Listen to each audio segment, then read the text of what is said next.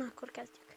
Na, sziasztok, hát itt vagyunk egy olyan videóban. Ez egy rövid videó lesz, mert most bocsánatot szeretnék kérni.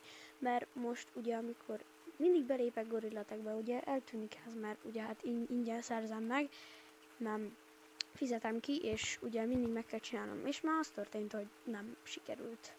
Amit ugye mutattam a videóba, hogy eldobom, gyorsan elmegyek és megkapom. Szóval szerintem kivették ezt a glitchet, és nagyon bocsánat, akik megnézték azt a videót és most próbálták.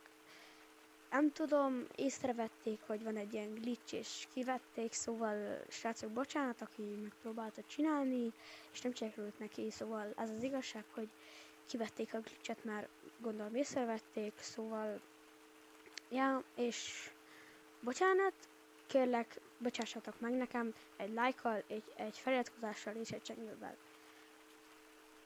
Igen. Na, sziasztok!